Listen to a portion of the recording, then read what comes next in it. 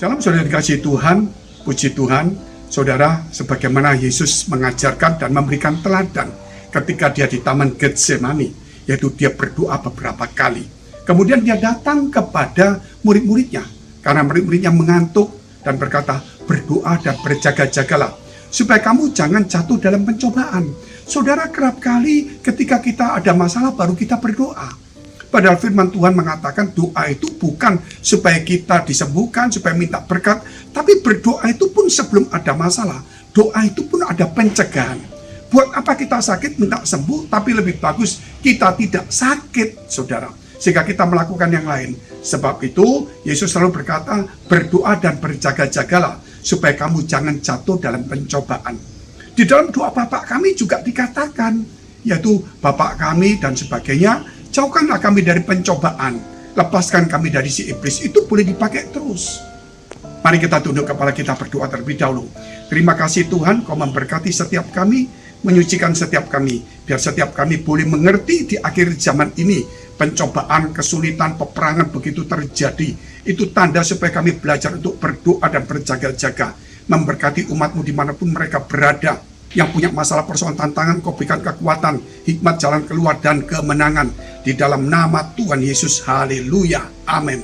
Mari kita merenungkan satu firman Tuhan yang terdapat dalam kitab Wahyu pasal 6, ayat 6-8. Dikatakan demikian, dan aku mendengar seperti ada suara di tengah-tengah keempat makhluk itu berkata, secupak gandum sedinar dan 3 cupak jelai sedinar.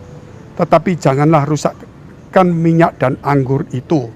Inilah saudara kalau kita melihat materai ketiga yang dibuka, yaitu isinya tentang kelaparan, harga-harga naik. Kalau kita mau telusurin pelan-pelan, dimulai kita lihat perang dagang itu adalah negara Tiongkok dengan Amerika. Kemudian kita lihat itu perang teknologi. Sampai kita tahu juga namanya HP, handphone, Huawei di-ban dan sebagainya. Termasuk, saudara, kita lihat yang 5G di-ban, maksudnya ditolak. Sampai akhirnya perang dagangnya melebar. Kemudian kita tahu terjadi kemudian adalah perang informasi. Setelah itu kita tahu juga namanya virus terjadi. Sehingga mulai informasi mengatakan dari ini, saling menyalahkannya. Dan ini yang terjadi adalah sekarang perang sesungguhnya. Antara negara yang kuat militernya, yaitu Rusia, melawan negara yang kuat militer dan ekonomi, NATO dengan Amerika. Maka yang terjadi di sini kita melihat adalah bagaimana Amerika dan NATO beserta dengan negara lain, 44 negara, mulai memberikan sanksi yang keras kepada Rusia.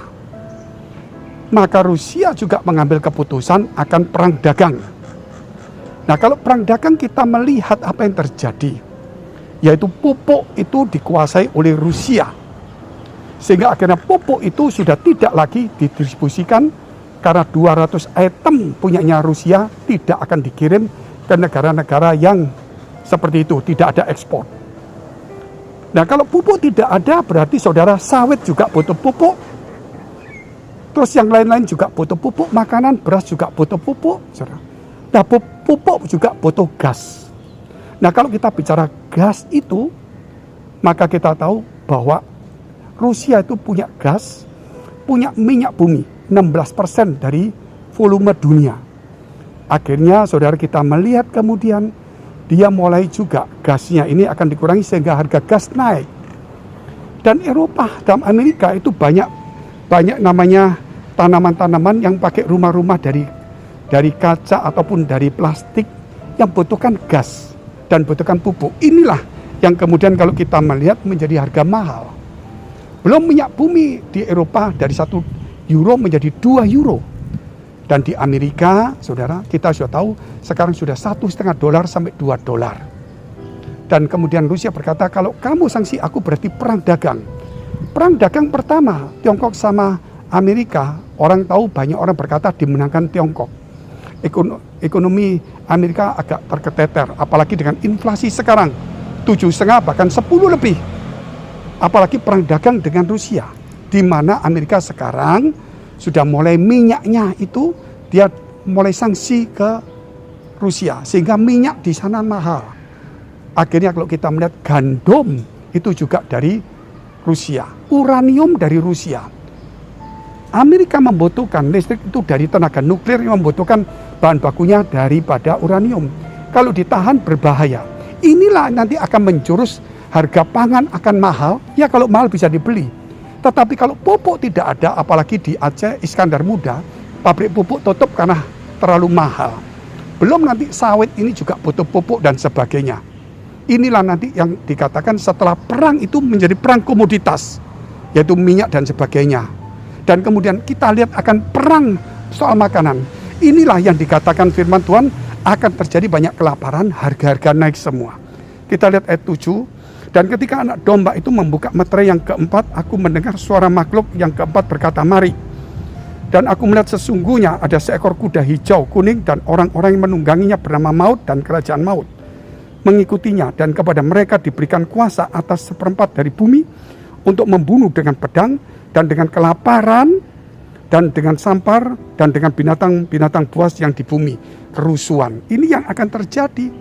Jadi di sini saudara kita melihat setelah perang ini adalah harga-harga minyak, harga gas naik, harga pupuk naik, terus akhirnya terjadilah harga makanan yang naik. Ini yang akan terjadi di Eropa sama Amerika, perang dagang dengan Rusia dan Tiongkok dan semuanya. Inilah dunia akan berubah. Oleh sebab itu saudara, kita mau tidak mau, kita harus kembali kepada firman Tuhan. Bapa kami dalam surga yang kami kenal di dalam nama Tuhan Yesus Kristus.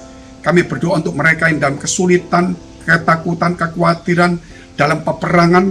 Tuhan kau memberikan damai, berikan pertolongan, memberikan bantuan supaya ada perdamaian.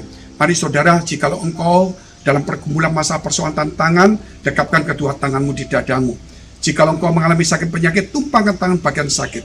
Di dalam nama Yesus menjadi sembuh, menjadi pulih, diberkati dan diberikan hikmat Tuhan. Dalam nama Yesus, haleluya, amin. Jika saudara masih membutuhkan pelayanan doa dan konseling, silakan hubungi nomor tertera. Tuhan Yesus memberkati.